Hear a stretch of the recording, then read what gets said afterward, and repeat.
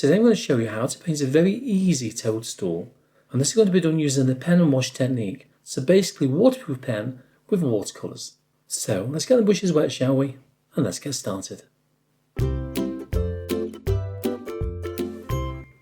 first thing you need to do is get the outline drawing onto the paper and use whatever method you want to use. Here I'm using the graphite back paper to transfer the image through to that watercolour surface, just using a mechanical pencil.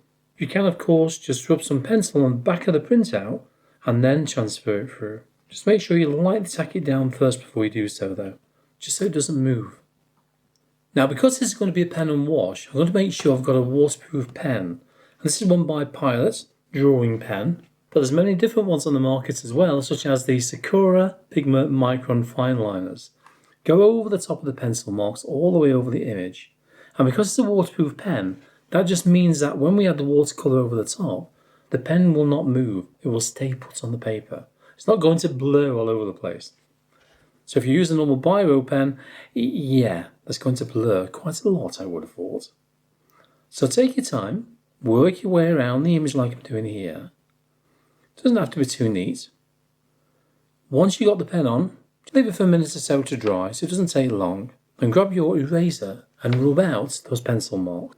Now as you can see, I'm working on one side of an A5 piece of card, and that's because I want to make it into a greetings card. Just by putting a fold in the paper, that's all you need to do. We will need some additional lines as well in this. I'll show you about those very shortly. But before we do that, you can see we've got these light marks along here, look. What you need to consider when you're working on something like this, let me get some scrap watercolour paper, look, 1 second. Yeah, this old piece will do, that'll do. When you're working on something which is round like that, these lines in the middle are more or less going straight-ish, like that, straight-ish. But as you start working around to the edge of the cap of the mushroom, you find that these lines will start to bend. And they'll bend that way as it goes to the right, then they'll gradually bend the other way as you work your way to the left. And that gives you more of a curved feel within there, doesn't it? And that's what we need to do on here. But what I'm going to do as well, bring that back in, instead of having the pen sort of that angle as you would normally do when you're writing, drawing, whatever, lower it down. And I mean really lower it down. So what you're going to be doing is catching the very tip of that nib. Got it? So I'll show you what I mean, look. So normally our nib will be like this. Even though it's one colour, one thickness nib, if you hold it slightly to the side like that, and then lightly, and I mean lightly, just graze the paper, you can get some finer, lighter marks. So that's what we need to do for these areas here. So hold that pen, hold it low, low, low, low. How low can you go? Something like that. And graze the paper. If the ink isn't coming off, then slightly raise it that little bit more. That's all I'm doing. So nearly straight in this middle area, like that. Very pale, very light. I can extend these lines along. Once you've got them in position, you can curl them a little bit as it goes underneath the cap. So I'm going to curl around there. Just get the lines in position first of all, then curl it under. I'll show you one side and you can do the other one then, can't you? Then do odd ones in between as well, so it's gradually getting more curved all the time. And then all you need to do is the same thing on the other side, but the opposite way on that curl. Remember, straighter towards the middle, then quite curly, not really bendy, but gentle curve around this side here. I'm going to carry on and get that done. 1 second, well literally, here we go. If you want to get even more detail than this when you're working on fungi, have a look at the video to the top right hand corner of the screen, okay? But don't play it just yet, play it later. Where it's that little bit darker, you can add a few more lines there. As for the stem, all you need to do with that, again your pen slightly on its side, so you're just grazing the paper, create a few little graze marks by catching the surface of that watercolour paper. And because I'm using a cold pressed paper, there's a little bit of texture on that paper surface, so that creates more of a bumpy feel, which is quite nice. So all the way down, very lightly, like this, like, just gradually catching the paper surface. And then where it's slightly darker on the left and the right hand side, all you need to do, go over the same areas again, doing the same thing. I know, So I'm just doing that now, look. So I'll add a few more there. I'm going to do this all the way down. I'll show you one side. And then lessen the amount of marks as you work your way towards the middle. So I'm going to crease the marks towards the edge. I'm on the edge of the mushroom. And then decrease those marks as you work your way towards the centre. It's also fairly dark underneath the cap, underneath the arches. You may notice it's a little bit darker towards the base. And do the same on the other side, okay? There's also some markings you can see within the stem.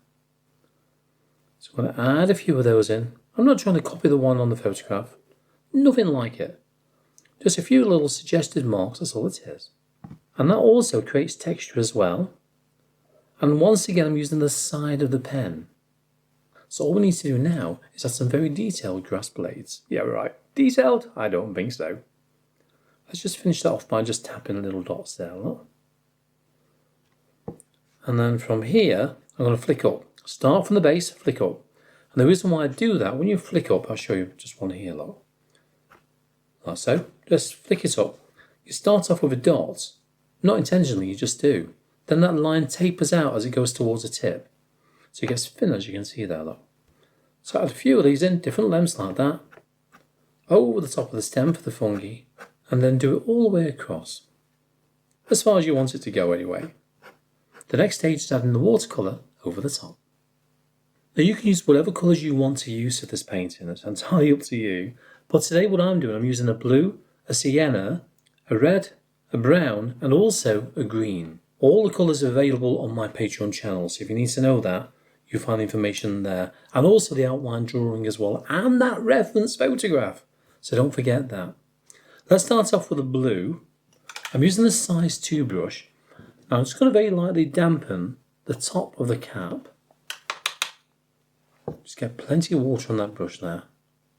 Very lightly, you don't have to be too neat with it. I want to place the blue just on the very top, because on that photograph, as you can see there, that's where it is. On the very top of that cap. So grab some blue and rub it in. What I'm doing, by the way, I'm loading it and rolling it, and very often off camera, you just see it in the corner there, I'll tap it a couple of times or so before I go to the painting. That just helps me control that paint a little bit more. If it's too much, wash that brush out, give it a semi-dry like this. Then whilst the paper's wet, just push it back up again. So get back up there, you. Like that.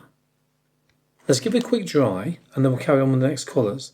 And the reason why I'm drying it, because when we add this colour on and it's going to join into this one, I have a feeling it's going to turn green. So let's be careful with that.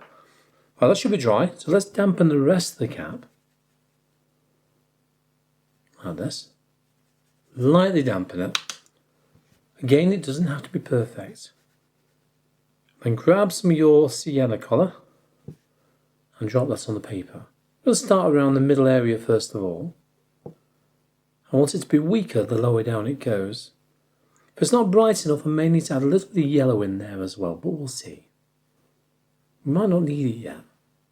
Take some of that paint off the brush. Drag some of this up towards the top of the cap. Then we'll soften it down afterwards. Then spread it out towards the base as well. And also, whilst it's nice and weak down there, this area here as well, I've gone onto the background, but it doesn't matter. It honestly doesn't matter. That's that blend on. Now let's enrich that colour a little bit more whilst it's damp. The same colour, the same mix, towards the central area here, look. They can bring down a few little lines here and there as well. Yeah, why not? Underneath you can do the same there. Look, it's quite dark in that area. But it's also a rich dark, so you can just drop in a little bit more colour in there as well. I'm going to get a small amount of yellow. Hue. Just a tiny bit from my half pans. Make sure it's not too strong. Add that into the lower half like this. That's going to give it more of a glow. Because this is nice and dry, we can do this now. Then all we'll need then on the cap are some basic details. And I mean basic. As for the stem, the same procedure, that's it. But we'll add in a little bit more of the red and a bit more of the brown, especially for the lower area. Because you can see on that reference photograph, it kind of darkens a little bit down there, but it's a very rich colour, isn't it? So we need to replicate that. Now when you wet this, wet around those scribble marks, that's all I'm doing that. A few little dots and dashes here and there, but leaving quite a lot of that area white. We can always add some detail inside that as well. So let's go for our sienna colour. Drop that in first of all. Start from the top and work your way down. If it's too strong, you can always lift some paint off. So semi-dry that brush and take some paint off. So like this lot. So I'm taking most of the water off the brush, just lifting off towards the centre. And a few little dots and dashes, as I mentioned, between all those lighter sections we can see on that reference photograph. Work your way around with a few little taps here and there. Then I'm going to go for the brown. Add some of that in down here, just to darken it a little bit. There you go, look, that's better. Because it's not brown as such down there, is it? It's like a deep red. I'm going to add some towards the top as well. But maybe towards the left hand side as well. But this area is more of that warm colour, isn't it? So I'm going to go back to the sienna colour, add that over the top. Just like we did with the cap, we're trying to get a round feel to this. So by darkening both sides, then gradually lighten it as it goes towards the middle. You can lighten it with a damp clean brush. That will then start to give you more of a round feel. That brown's a bit boring on its own, it really is. It's not a red stem, so we need to add that colour in, which is more or less what we're doing here. Now what we need to do is add some very basic details towards the cap. That is dry, by the way. All you need to do, grab your sienna colour again. Make sure that most of that paint is off the brush like that. I'm going to pull down a few little lines here and there, just to replicate in a way those lines that we can see within that photograph. You can use a finer brush than this one if you wanted to. I do normally. But just for today, I thought I'd use a larger brush. Very large for me, a size 2. Oh yeah. Remember those curves you can see there as well. I'm going to do the same down the stem. There's still a little bit damp in there, but we'll see how it goes on the paper. Following the shape of the stem as you do so. In fact, sometimes when it's damp it helps. And that's because it blurs out a little bit as it dries. And this just adds that extra texture in this area, doesn't it? So I'm using the stippling technique now, just by tapping with a semi-dry brush. And a few basic details towards the top. Clean damp brush. Go for your green. I don't want too much on the brush. So load it, give it a roll as you pull away, give it a tap or two, and then all you need to do is flick out. Just like we did with the pen. So make sure you've got good points on that brush. Mine's not too bad as you can see. Then flick. So I'm going to flick out like this. A few basic little blades of grass, overlapping all the time. But also I'm barely touching the paper. Barely touching it. Reload. A nice point on it again. Then do the same as you work your way across this fungi. It will be better if this area is dry as well. Mine's not quite dry, but it will do. Otherwise, once again, these green blades will start to blend on the stem to the top, overlapping all the time. Remember to flick out to get that tapered edge. This is where I can just introduce any extra colour I want to before complete the painting. A little bit more, trying to enrich it in places. But I think it's not rich enough. The thing with watercolours is that they do dry that little bit lighter. How much lighter depends on how much pigment you got within your mixes here. But worth bearing in mind.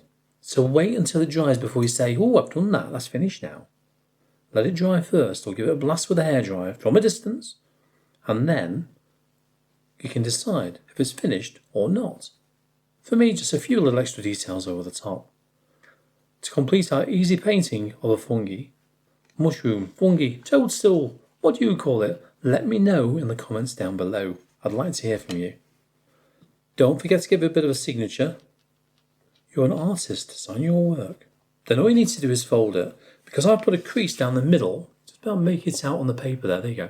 I can very lightly, without it springing back, fold that card like that. Make sure it's nicely creased.